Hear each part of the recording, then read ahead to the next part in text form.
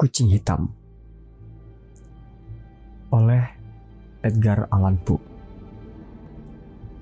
Mengenai cerita paling liar tapi dengan narasi yang biasa yang hendak kutuliskan di sini, aku tidak mungkin bisa mengharapkan apalagi meminta kau mempercayainya.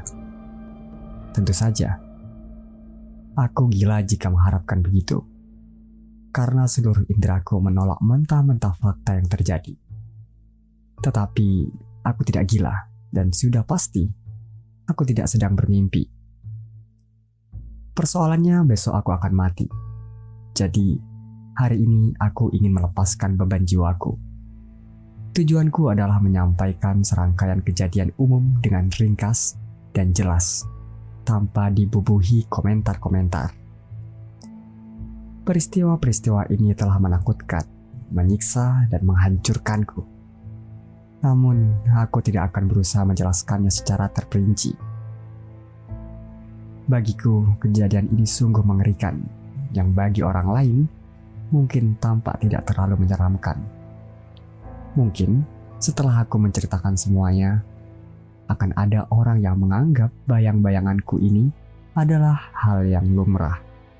Orang yang berpikiran lebih tenang dan lebih logis dibanding diriku sendiri akan melihat keadaan yang kuceritakan secara terperinci ini hanyalah peristiwa biasa. Sejak kecil aku adalah anak yang penyayang dan patuh. Kelembutan hatiku bahkan begitu jelas, sehingga membuatku jadi bahan olokan teman-teman.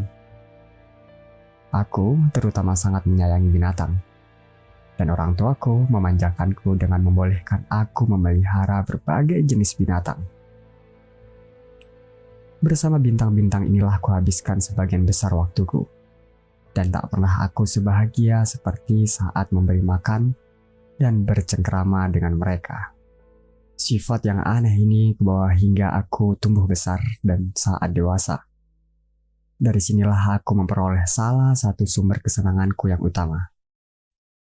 Bagi mereka yang menyayangi anjing setia dan cerdas, aku bisa memahami perasaan gembira mereka. Ada sesuatu menarik dari cinta kasih yang tidak egois dan rela berkorban dari seekor binatang yang hanya bisa dirasakan langsung oleh mereka yang sering dikecewakan dalam persahabatan dengan sesama manusia. Aku menikah di usia muda dan merasa bahagia begitu mengetahui sifat istriku juga sama denganku. Melihat kesukaanku terhadap binatang-binatang peliharaan, dia segera mendapatkan binatang yang paling mudah dirawat. Kami memelihara beberapa burung, beberapa ikan mas koki, seekor anjing yang bagus, beberapa kelinci, seekor monyet kecil, dan seekor kucing. Kucing ini berukuran sangat besar dan cantik, bulunya berwarna hitam legam, dan sangat cerdas. Soal kecerdasannya, istriku yang sebenarnya tidak terlalu percaya takhayul, sering menyatakan anggapan kuno yang terkenal, bahwa semua kucing hitam merupakan jelmaan penyihir.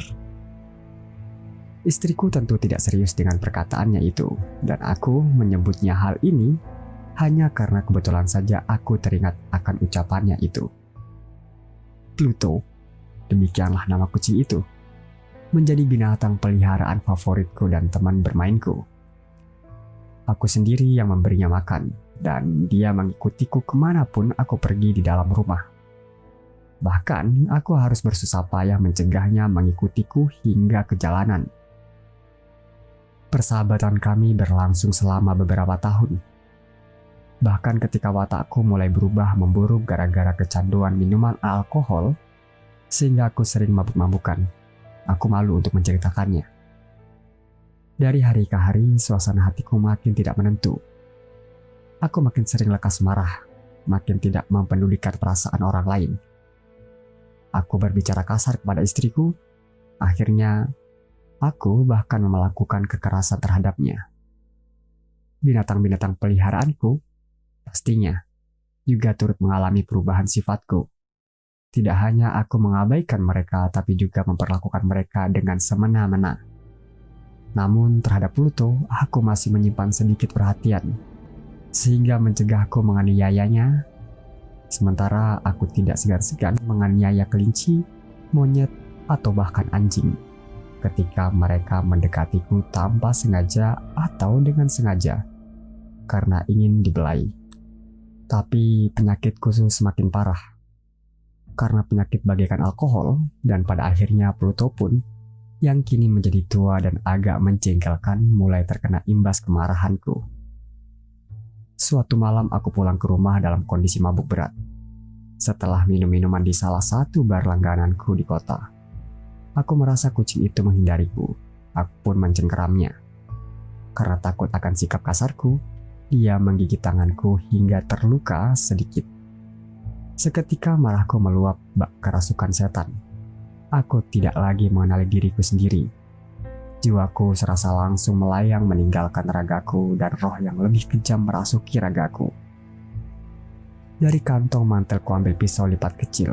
Ku buka pisaunya, ku genggam leher kucing malang itu dan dengan lambat ku cukil satu matanya. Sewaktu aku melakukan kekejian terkutuk ini, mukaku memerah, memanas, dan tubuhku bergetar.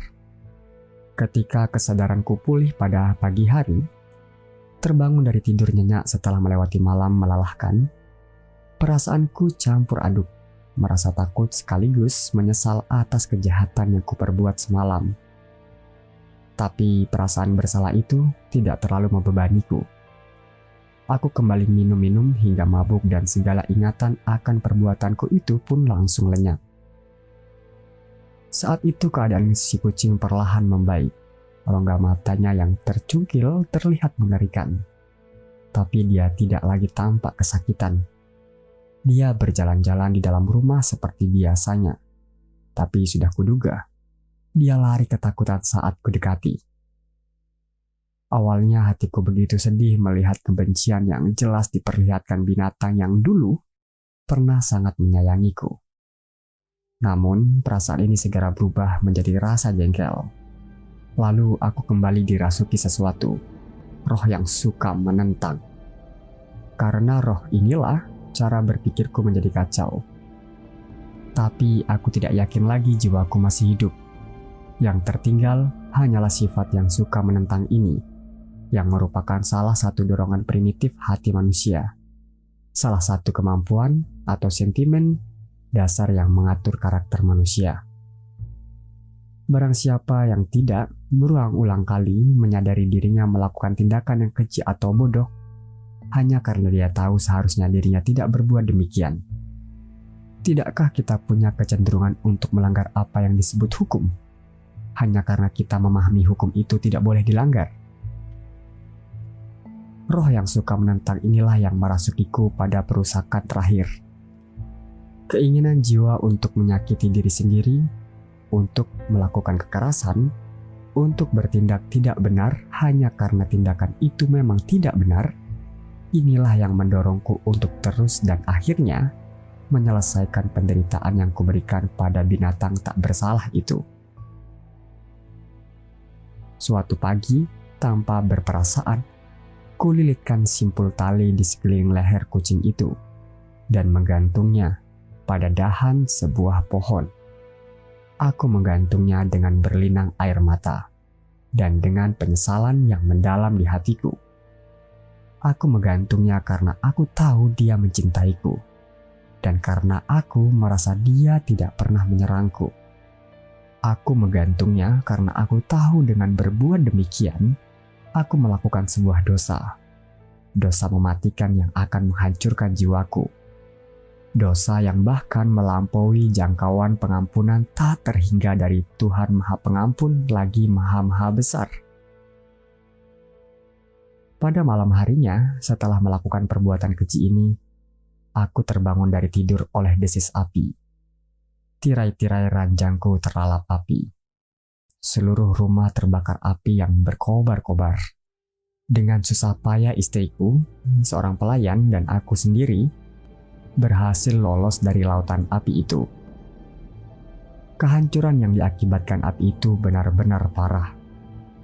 Seluruh kekayaanku hangus terbakar sehingga sejak saat itu aku menjadi putus asa. Aku begitu lemah untuk mencari tahu sebab akibatnya antara bencana dan kekejian itu.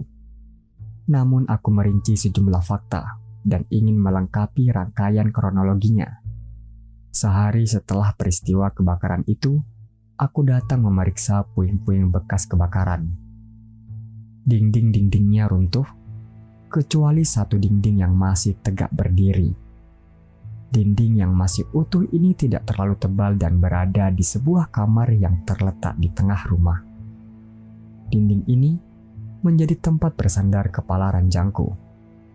Lapisan plester di sini, sebagian besarnya, mampu menahan kobaran api. Mungkin hal ini disebabkan lapisannya belum lama ini sempat diperbarui. Orang banyak berkumpul di sekeliling dinding ini dan mereka tampak memeriksa bagian dinding ini dengan cermat. Kata-kata "aneh", "luar biasa", dan ungkapan serupa lainnya menggugah rasa penasaranku. Aku berjalan mendekat dan melihat ukiran timbul yang seolah terpahat di permukaan dinding yang putih. Ukiran itu berbentuk seekor kucing yang sangat besar. Gambarannya sungguh amat akurat. Terlihat ada seutas tali yang terikat di sekeliling leher binatang itu. Kali pertama aku melihat hantu ini, karena aku tentu saja tidak bisa menganggap itu bukan hantu. Aku merasa sangat heran, sekaligus takut. Tapi akhirnya aku teringat sesuatu yang menenangkan hatiku. Kuingat kucing itu digantung di sebuah taman yang bersebelahan dengan rumahku.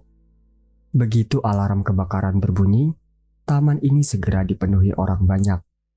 Salah satu dari mereka bisa jadi telah memotong tali gantungan dari pohon dan melemparkan bangkai itu ke dalam kamarku melalui jendela yang terbuka. Ini mungkin dilakukan dengan maksud membangunkanku dari tidur. Runtuhnya dinding-dinding yang lain telah memadatkan korban kekejamanku itu ke dalam cairan plaster yang masih baru. Cairan kapur ditambah kobaran api dan dicampur zat amonia dari bangkai, lalu menciptakan ukiran seperti yang kulihat ini. Meskipun aku sudah bisa memberikan penjelasan tentang alasan ukiran itu muncul di permukaan dinding, fakta yang mengejutkan itu terus saja menghantuiku. Selama berbulan-bulan aku tidak mampu menghilangkan bayangan kucing itu dari benakku. Dan selama itu pula, rasa sesal kembali menyergapku. Sampai-sampai aku menyesal karena kehilangan binatang itu dan mencari di sekitarku, di sekeliling bar-bar yang sekarang sering kukunjungin, kucing-kucing lain yang agak mirip penampilannya dengan Pluto, demi menggantikan posisinya. Suatu malam ketika sedang duduk dalam keadaan setengah mabuk di sebuah ruang kecil, perhatianku tiba-tiba terarah pada satu benda hitam yang tengah berbaring di atas salah satu tong besar berisi gin atau rum yang merupakan perabotan utama ruangan itu. Sedari tadi selama beberapa menit pandanganku terus terarah ke atas tong ini. Tapi yang kini membuatku terkejut, ternyata aku baru menyadari adanya benda itu di atas tong. Aku datang mendekat dan menyentuhnya dengan tanganku. Ternyata itu adalah seekor kucing yang sangat besar, sebesar Pluto dan mirip sekali dengannya dalam segala hal kecuali satu. Pluto tidak memiliki rambut putih di ujung tubuhnya, tapi kucing ini memiliki noda putih. Meski bentuknya tidak jelas, yang menutupi hampir seluruh bagian dada. Saat aku membelainya, dia segera bangkit, mendengkur keras, menggosokkan tubuhnya di tanganku, dan tampak senang dengan perhatian yang kuberikan. Inilah binatang yang selama ini kucari-cari. Aku langsung menawarkan diri untuk membelinya dari pemilik bar. Tapi, orang ini bukan pemilik si kucing. Dia tidak tahu menahu tentang kucing ini dan tidak pernah melihatnya sebelumnya. Aku terus membelainya, dan sewaktu bersiap hendak pulang, binatang itu menunjukkan niatnya untuk menemaniku. Aku membiarkannya menemani. Kadang aku membungkuk dan mengelusnya selagi dalam perjalanan. Setibanya di rumah, si kucing langsung merasa berasa di rumah sendiri dan segera menjadi binatang kesayangan istriku. Perasaan tidak suka terhadap kucing itu segera muncul dalam diriku. Ini berlawanan sekali dengan apa yang kuharapkan. Tapi entah bagaimana atau mengapa aku bisa merasa begini. Kesukaannya yang tampak jelas terhadap diriku agak menjijikkan dan mengganggu. Lama-kelamaan, perasaan jijik dan terganggu ini berubah menjadi kebencian. Aku menghindari binatang itu. Perasaan malu dan kenanganku akan perbuatan kejamku yang dulu pernah kulakukan mencegahku untuk menyiksanya secara fisik. Selama beberapa minggu, aku tidak memukul atau menganiayanya secara kasar. Tapi lambat laun aku mulai melihatnya dengan rasa benci yang tak terkira. Dan diam-diam membebaskan diri dari kehadirannya yang menjijikkan seperti dari embusan wabah. Ku yakin yang menambahkan rasa benciku terhadap binatang itu adalah pada pagi hari. Setelah ku bawa pulang kucing itu, aku mengetahuinya bahwa seperti halnya Pluto, kucing itu kehilangan salah satu matanya. Tapi keadaan ini malah membuat istriku makin menyayanginya. Istriku, seperti sudah pernah kukatakan, memiliki rasa kemanusiaan tinggi yang dulu menjadi sifat istimewaku dan sumber kegembiraanku yang murni. Namun, semakin kuhindari kucing itu, dia cenderung semakin ingin mendekatiku. Kucing itu mengikuti langkah kakiku dengan kebulatan tekad yang mungkin akan sulit dimengerti pembaca. Bila aku duduk, dia akan meringkuk di bawah kursiku, atau melompat naik ke lututku, menyelimutiku dengan kasih sayangnya yang sangat menjijikkan. Jika aku bangkit berdiri dan mulai berjalan, dia akan cepat-cepat berada di antara kedua kakiku, sehingga nyaris membuatku tersandung. Atau dia menancapkan cakar-cakarnya yang tajam dan panjang ke pakaianku. Dengan cara ini dia susah payah merangkak naik ke dadaku. Di saat-saat seperti ini, meski aku ingin sekali membinasakan kucing itu dengan satu pukulan, aku menahan diri. Sebagian karena ingatanku akan kejahatan yang pernah kulakukan. Tapi terutama aku akuin karena ketakutanku yang besar akan binatang ini. Ketakutan ini bukanlah rasa takut akan kejahatan yang mungkin dilakukan kucing itu. Tapi aku bingung bagaimana menjelaskannya. Aku merasa malu karena memiliki ketakutan ini. Ya, bahkan di sel narapidana ini, aku merasa malu sendiri bahwa teror dan horor yang muncul dalam diriku karena binatang itu diperkuat dengan salah satu khayalan belaka yang mustahil untuk dimengerti. Istriku yang memberitahuku lebih dari sekali tentang ciri bulu putih yang sudah pernah kukatakan dan yang menjadi satu-satunya perbedaan yang jelas antara kucing aneh ini dengan kucing yang dulu kubunuh. Pembaca pasti mengingat bahwa tanda ini, meski berukuran besar, awalnya sangat tidak berbentuk. Tapi perlahan-lahan, sangat pelan sehingga nyaris tidak ketara. Dan selama beberapa lama akal sehatku berupaya keras menolaknya dan menganggap itu khayalan belaka. Akhirnya tanda itu membentuk garis bentuk yang sangat jelas. Kini tanda itu melukiskan objek yang aku merasa ngeri untuk menyebutkannya. Dan karena inilah, aku jadi benci, sekaligus takut dan ingin rasanya membebaskan diri dari monster itu. Andai saja aku punya keberanian. Sekarang tanda itu membentuk gambar sesuatu yang mengerikan dan menakutkan, yaitu tiang gantungan. Oh, gambaran menyedihkan mengerikan yang memicu ketakutan dan kejahatan, penderitaan dan kematian. Sekarang aku sungguh sengsara melampaui kesengsaraan yang diderita manusia biasa. Dan seekor binatang kejam yang sesamanya pernah kubinasakan, binatang kasar yang membuat aku, seorang manusia yang dibentuk Tuhan yang Maha Tinggi, merasakan kesedihan yang tak tertahankan. Siang maupun malam aku tidak lagi mencicipi nikmatnya beristirahat. Selama siang hari, makhluk itu tidak pernah meninggalkanku sendirian barang sedetik pun. Dan di malam hari, setiap jam aku terbangun tiba-tiba dari mimpi buruk yang membuatku luar biasa takut. Mimpi bahwa kucing itu menghembuskan nafas panasnya ke wajahku dan berat badannya selamanya menindih jantungku. Mimpi buruk yang tidak mampu aku enyahkan. Mendapat tekanan siksaan seperti ini, kebaikan yang masih tersisa sedikit dalam diriku menguap begitu saja.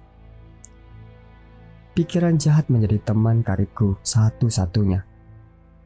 Pikiran yang paling jahat. Suasana hatiku yang suka berubah-ubah menguat menjadi rasa benci akan segala sesuatu dan segala makhluk hidup. Sementara itu, istriku yang tak pernah mengeluh selalu saja menjadi sasaran ledakan amarahku yang tak terkontrol, tiba-tiba dan sering terjadi. Suatu hari, karena ada sedikit urusan, istriku menemaniku ke gudang bawah tanah di bangunan tua yang terpaksa kami diami karena kemiskinan kami. Kucing itu mengikutiku menuruni tangga yang curam dan nyaris saja membuatku terjungkal. Rasa jengkelku memuncak jadi kemarahan yang membabi buta. Seraya mengangkat sebilah kapak, dan dalam kemurkaan aku melupakan rasa takut yang hingga kini menahan tanganku untuk tidak melukai binatang itu. Aku mengarahkan serangan ke kucing itu yang tentunya akan menyebabkannya langsung mati kalau saja kapak itu menancap sesuai keinginanku. Tapi serangan ini ditahan oleh tangan istriku. Terdorong rasa murka yang besar karena istriku turut campur. Aku menarik tanganku dari genggamannya dan menanamkan kapak itu di kepalanya. Istriku mati seketika tanpa mengerang sedikit pun. Sesudah melakukan pembunuhan sadis ini, aku segera memikirkan baik-baik cara menyembunyikan mayatnya. Aku tahu aku tidak bisa mengeluarkannya dari rumah, baik siang hari ataupun malam hari, tanpa resiko terlihat oleh para tetangga. Banyak rencana berseliweran di benakku. Di satu waktu, aku sempat terpikir untuk memotong-motong mayatnya menjadi potongan-potongan kecil dan membakarnya di perapian. Di lain waktu, kuputuskan untuk menggali kuburan di lantai gudang bawah tanah. Selain itu, kupertimbangkan untuk membuangnya ke dalam sumur di halaman atau mengepaknya di dalam sebuah kotak seolah barang biasa dengan pengaturan biasa dan meminta seorang pengantar barang untuk mengambilnya dari rumah. Akhirnya tercetus ide yang kuanggap jauh lebih baik dibanding ide-ide lainnya tadi. Kuputuskan untuk menguburnya di dalam dinding di gudang bawah tanah. Sebagaimana para rahib di abad pertengahan pernah menguburkan korban-korbannya dengan cara seperti itu. Gudang bawah tanah adalah tempat yang sangat cocok untuk menjalankan maksudku ini. Dinding-dindingnya dibangun dengan struktur yang longgar, dan belakangan ini dilapisi seluruhnya dengan plaster kasar. Dan tingginya kelembapan udara di ruangan ini membuat lapisan plasternya sulit mengeras. Selain itu, pada salah satu dindingnya terdapat bagian yang menonjol, bekas cerobong asap atau perapian yang telah ditutup dengan bata sehingga menyerupai bagian dinding yang lain. Aku sangat yakin mampu memindahkan batu-batu bata itu, memasukkan mayat istriku, dan menyusun kembali dinding-dinding itu seperti semula, sehingga tidak ada seorang pun yang bisa menemukan sesuatu yang mencurigakan. Perhitunganku ini tidaklah meleset. Dengan memakai linggis, aku mudah mencungkil batu bata itu. Dan setelah dengan hati-hati menyandarkan mayat istriku pada dinding bagian dalam, aku menyusun kembali keseluruhan struktur dinding itu seperti sedia kala. Sesudah memperoleh semen, pasir, dan serat, dengan segala perhitungan yang tepat, aku menyiapkan lapisan plester yang tidak bisa dibedakan dengan lapisan lama. Dan dengan sangat berhati-hati, Kusapukan lapisan ini pada susunan batu bata yang baru. Sewaktu pekerjaan ini selesai dilakukan, aku merasa puas dengan hasilnya. Dinding itu sama sekali tidak menunjukkan tanda-tanda pernah diusik. Sisa-sisa rongsokan di lantai kubersihkan dengan sangat cermat. Dengan bangganya kupandangi seluruh ruangan dan berkata kepada diri sendiri, disinilah setidaknya pekerjaanku tidak sia-sia. Langkahku berikutnya adalah mencari binatang yang menyebabkan keadaan yang sangat mengenaskan ini. Karena aku sudah bertekad bulat untuk membunuhnya. Andaikan aku melihatnya saat itu juga, nasibnya sudah bisa dipastikan. Tapi kelihatannya binatang cerdik itu menyadari bahwa aku berniat menghabisinya. Setelah melihat kemurkaanku sebelumnya, sehingga dia sengaja menghindariku. Mustahil rasanya menggambarkan atau membayangkan kelegaan membahagiakan yang memenuhi sanubariku karena kepergian makhluk menjijikkan itu. Dia pun tidak muncul pada malam hari, sehingga setidaknya selama 1 malam sejak kehadirannya di dalam rumah aku tidur dengan tenang dan nyenyak. Ya, tidur lelap meskipun beban karena pembunuhan yang telah kulakukan masih mengelanyuti jiwaku. Hari kedua dan ketiga pun berlalu, dan periksaanku itu tetap tidak muncul. Sekali lagi aku bernapas lega bagi orang yang merdeka. Monster yang menakutkan itu telah meninggalkan rumah ini selamanya. Aku tak perlu lagi melihatnya. Betapa bahagianya aku ini. Rasa bersalah atas perbuatan kejiku tidak terlalu menggangguku. Sempat ada yang bertanya tentang keberadaan istriku, tapi semuanya sudah dijawab dengan baik. Bahkan proses pencarian dilakukan, tapi tentu saja tidak ditemukan apapun. Aku yakin akan bahagia selamanya. Hari keempat setelah peristiwa pembunuhan itu, sekelompok petugas kepolisian tanpa diduga-duga datang ke rumah dan memeriksa kembali seisi rumah dengan teliti. Namun, karena merasa yakin tempat aku menyembunyikan mayat istriku tidak akan pernah ditemukan, aku sama sekali tidak malu. Para petugas polisi memintaku menemani mereka selama proses pencarian. Mereka menyelidiki setiap sudut rumah. Akhirnya, untuk ketiga atau kali keempat, mereka turun ke gudang bawah tanah. Aku sama sekali tidak takut. Jantungku berdetak dengan tenang layaknya orang yang tak bersalah. Aku berjalan menyusuri gudang. Tanganku terlipat di depan dada ketika aku mengelilingi ruangan dengan tenangnya. Petugas polisi benar-benar puas dengan hasil pencarian mereka dan bersiap hendak pergi. Bukan main gembiranya hatiku hingga sulit mengekangnya. Aku ingin sekali mengucapkan sepatah kata karena merasa penuh kemenangan untuk memberikan kepastian kepada mereka bahwa aku tidak bersalah. Tuan-tuanku, ujarku, ketika sekelompok polisi itu menaiki tangga. Saya senang telah menghilangkan kecurigaan kalian. Semoga Anda sekalian diberi kesehatan dan kebaikan. Omong-omong, tuan-tuan, rumah ini dibangun dengan sangat baik. Meskipun ingin sekali mengatakan sesuatu dengan meyakinkan, aku justru sama sekali tidak tahu apa yang kuucapkan. Saya bisa katakan rumah ini dibangun dengan baik sekali. Dinding-dinding ini, kalian lihat kan tuan-tuan? Dinding-dinding ini disusun dengan kokoh, dan dengan keberanian luar biasa, ku ketuk dinding itu keras-keras dengan menggunakan tongkat yang kubawa. Kebagian susunan batu bata yang dibaliknya tersimpan mayat istri tercintaku. Namun, semoga Tuhan melindungiku dari iblis. Tak lama setelah gema ketukan kerasku tadi lenyap, terdengar suara dari dalam kubur itu. Suara tangisan yang awalnya tertahan lalu meledak, seperti segusedan seorang anak kecil. Kemudian dengan cepat membesar menjadi pekikan panjang dan nyaring. Suara itu benar-benar terdengar aneh dan tidak seperti suara manusia.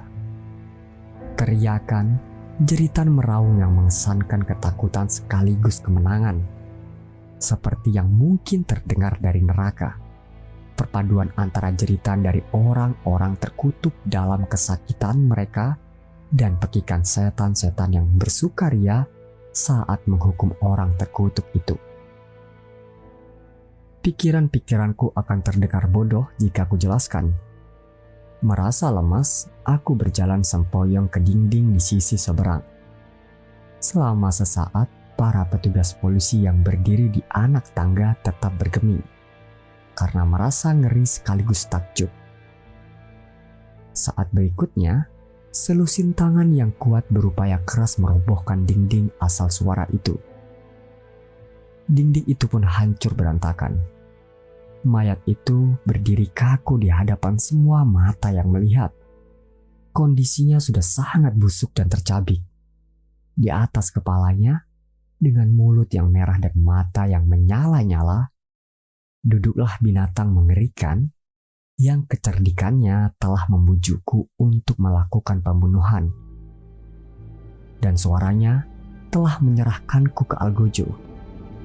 Rupanya tanpa sengaja aku telah menguburkan monster itu di dalam dinding. Selesai. Terima kasih telah mendengarkan. Sampai jumpa di cerita pendek selanjutnya.